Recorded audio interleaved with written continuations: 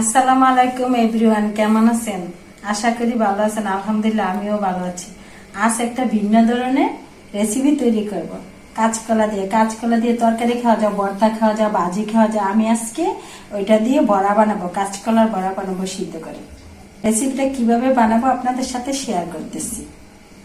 কাঁচকলা কেটে কেটে পরিষ্কার করে ধুয়ে নিয়েছি, পেঁয়াজ কুচি করেছি, কাঁচামরিচ কুচি করে নিয়েছি। এখন চুলায় পাতিলটা বসিয়ে দিয়েছি, কাঁচকলা গুলা সিদ্ধ করে নিতেছি। বড়া বানাইতে হবে তো, তার জন্য সিদ্ধ করে নিব।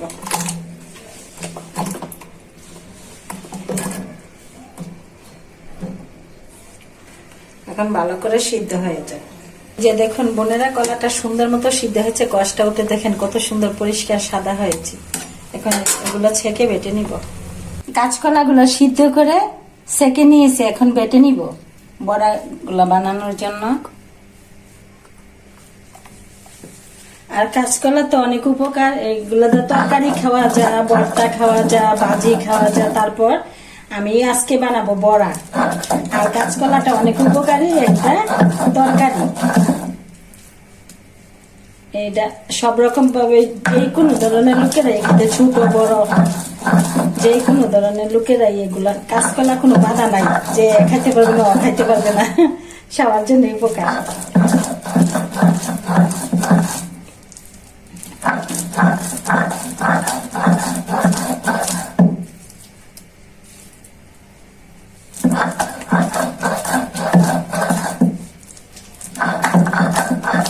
ভাই ও বোনেরা, আপনারা আমার ভিডিওগুলো যেভাবে দেখেন আমার মনে আনন্দ লাগে। আমি যে ভালো রান্না করতে পারি তা না, কিন্তু আপনারা যে দেখেন, আমাকে সাপোর্ট করেন, আমার মনে অনেক উৎসাহ লাগে। এই মনে করে আপনাদেরকে ভিডিওগুলো দেখাতে আমার আনন্দ লাগে আর ভালো লাগে।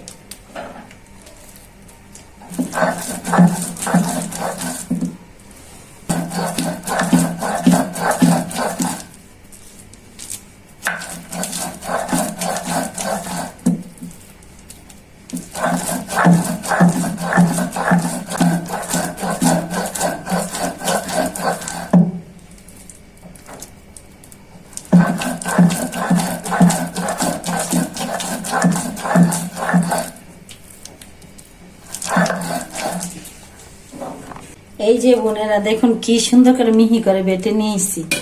আর এই বড়াটা দিয়ে মনে করে নাস্তাও খাওয়া যায়, আবার এমনিতে ভাত দিয়েও খাইতে পারে, সব রকমই খাইতে পারবেন। এই যে দেখুন কি সুন্দর হয়েছে বাটার পরে। আর বড়াগুলো অনেক সুন্দর হয়। এখন সবগুলা বেটে নেই বোনেরা। এখন কাঁচা কলাটা বেটে নিয়েছি, এই যে দেখুন মিয়াস করে সুন্দর করে বেটে নিয়েছি। এখানে একে একে মশলাগুলো দিয়ে দিচ্ছি আদা বাটা পরিমাণ মতো, দিয়ে দিচ্ছি রসুন বাটা পরিমাণ মতো, দিয়ে দিচ্ছি হলুদ গুঁড়া পরিমাণ মতো, দিয়ে দিচ্ছি জিরার গুঁড়া পরিমাণ মতো, দিয়ে দিচ্ছি ধনিয়ার গুঁড়া পরিমাণ মতো, দিয়ে দিচ্ছি লাল মরিচের গুঁড়া পরিমাণ মতো, দিয়ে দিচ্ছি কাঁচামরিচ, সাথে দিচ্ছি পেঁয়াজ কুচি,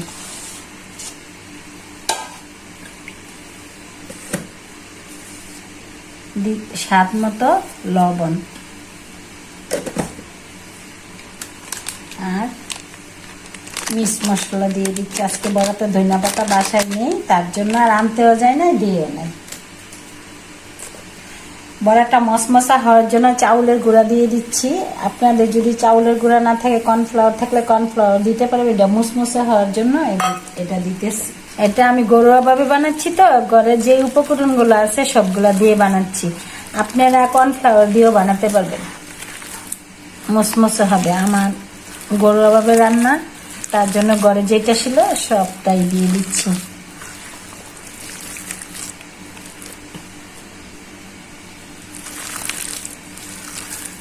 আর এই বড়াটা আজকে আমি সন্ধ্যা নাস্তা হিসাবে খাবো। ওই দিন যে বোনেরা ভাইয়েরা আমার চিলি সসটা দেখেছেন, গ্রিন চিলি সস, ওই সস দিয়ে আজকে খাবো। আর আমার পরিবারের সকলেই এই বড়াটা পছন্দ করে। এখন সুন্দর মতো গুলা হয়ে গেছে, এখন বানানোটা দেখাবো। তেলটা গরম হয়ে গেছে, এখন একে একে বড়াগুলা বেজে নিচ্ছি। বিসমিল্লাহির রহমানির রহিম। আর এই বড়াগুলা ডুবো তেলে ভাজলেই মজা হয়, অনেক স্বাদ। এগুলো নাস্তা হিসাবেও খেতে পারবেন, বাদ দিয়েও খেতে পারবেন। আর আমার এই বড়াগুলা ভালো যে রান্না করতে পারি তা না, কিন্তু এই বড়াগুলা আমার মেজু ভাই, আমার ছোট ভাই, আমার ছোট বোন, ওরা বেশি আমার বাসায় আসলে ওই বড়াগুলা বানালে অনেক স্বাদ করে খায়। এবং আমার ছেলেরা, আমার পরিবারের সকলে এগুলো পছন্দ করে।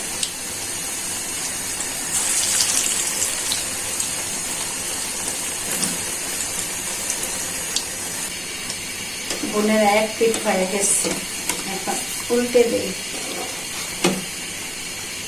মাশাআল্লাহ, কি সুন্দর একটা কালার আসছে, মনে হয় যেন কাবাব।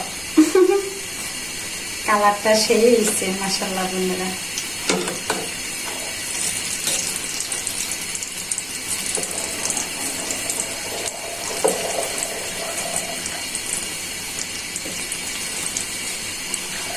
চাউলের গুঁড়াটা সাথে দিচ্ছি তো মসমসা হয়ে গেছে, আর লাগতেছে না। ডুবো তেলে ভাজলে সেই টেস্ট হয়।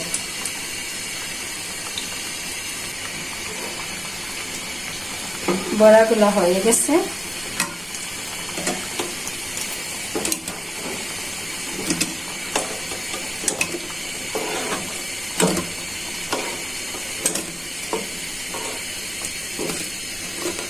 মাশাআল্লাহ কি সুন্দর হয়েছে কালারটা।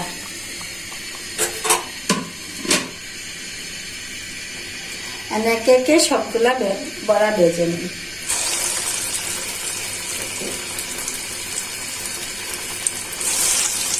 আমি যে ভালো রান্না করতে পারি বোনেরা তা না, অল্প স্বল্প রান্না করি, আপনাদের সাথে শেয়ার করি, মনে একটু আনন্দ আসে। আর যদি ভুল হয়ে থাকে ক্ষমা দৃষ্টিতে দেখবেন।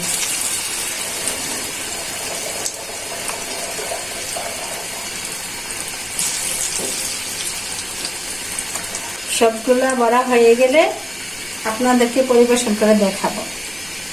বোনেরা, বড়াটা ভাজা হয়ে গেছে, আর আমার হাতে বানানো যে chilli sauce, green chilli sauce, ওইটা দিয়ে খাবো। আপনাদেরকে বলেছিলাম যে চিলি সস দিয়ে খাবো। এই যে দেখুন কি সুন্দর হয়েছে মাশাআল্লাহ। এখন সস দিয়ে খাবো, নিজের হাতে বানানো সস, বুঝে নি কত একটা আনন্দ করতে। ও সেই স্বাদ, সেই মজা, অনেক ভালো হয়েছে বোনেরা। ভালো থাকবেন, সুস্থ থাকবেন, আমার ভিডিওগুলো বেশি বেশি দেখবেন, লাইক করবেন, কমেন্ট করবেন, সাপোর্ট করে আমার পাশে থাকবেন। আল্লাহ হাফেজ।